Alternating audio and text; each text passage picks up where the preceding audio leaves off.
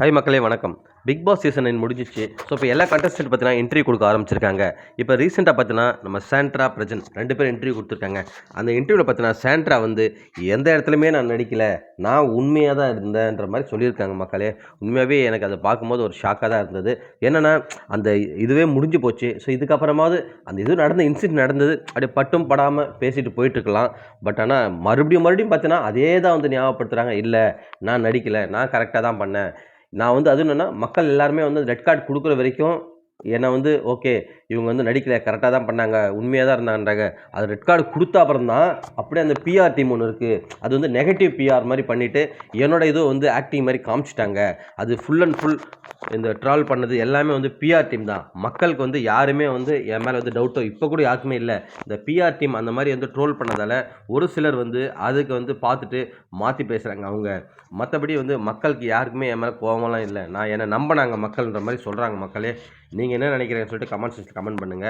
இது மட்டும் இல்லாம நம்ம பிரஜன் சொல்றாரு, திவ்யாவுக்கு அவங்களுக்கும் பிரச்சனை இருக்கும்போது, வியானா தான் அதில கேம் ஆடுனாங்க.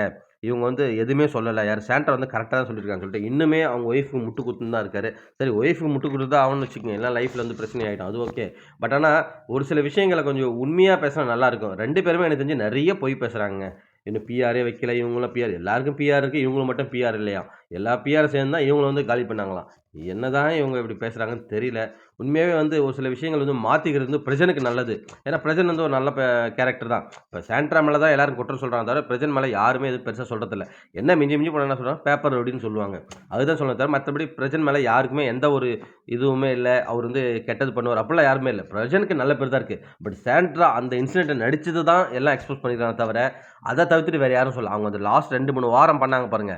ஸோ அத தான் வந்து நடிப்புன்றாங்க. பட் அது வந்து எல்லாருக்குமே தெரியும். அவங்க நடிக்கிறாங்க, தனியா இப்படி பண்றாங்கன்னு சொல்லிட்டு ஃபோக்கஸ் ஆகணும். அவங்களே சொல்லியிருக்காங்க, நான் எல்லா பிக் பாஸ் பார்த்துருக்கேன். தமிழ் பிக் பாஸ் எல்லாத்தையும் பார்த்துருக்கேன், எல்லா சீசனும். மலையாள பிக் பாஸ் எல்லா சீசனும் பார்த்துருக்காங்க. இப்படி பார்த்த ஒருத்தவங்க ஏன்னா அமித் ஒய்ஃப் சொல்லியிருப்பாங்க. மலையாள பிக் பாஸ், தமிழ் எல்லாத்தையும் கரைச்சு குடிச்சிட்டு வந்திருக்காங்கன்னு சொல்லிட்டு. அதே தான் இவங்களும் இப்ப ஸ்டேட்மெண்ட்டா சொல்லியிருக்காங்க ஒரு இன்டர்வியூல. ஸோ அப்ப பார்த்துக்க மக்களே, எல்லாத்தையும் பார்த்துட்டு வந்தா இவங்க வந்து ஏதாவது ஒண்ணு பண்ணணுன்றதுக்காக இப்படி பண்ணி மாட்டிக்கினாங்க. பட் இன்னுமே அதுக்கு முட்டு குடுத்துன்னு தான் இருக்காங்க. அவங்க வந்து இல்ல நான் அப்படி இல்ல. ஏன்னா அப்படி சொல்லிட்டா அவங்களோட இதுவே வேற மாறிடும்ல. ஸோ அதான் அவங்களால முடிஞ்ச வரைக்கும் அத வந்து பேசிட்டே தான் இருக்காங்க. அதே திரும்ப திரும்ப.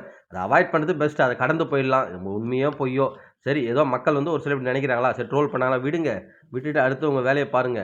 அதுதான் நம்ம சொல்ற அட்வைஸ். ஸோ பார்க்கலாம் மக்களே. அடுத்த வீடியோல மீண்டும் உங்கள சந்திக்கிறேன்.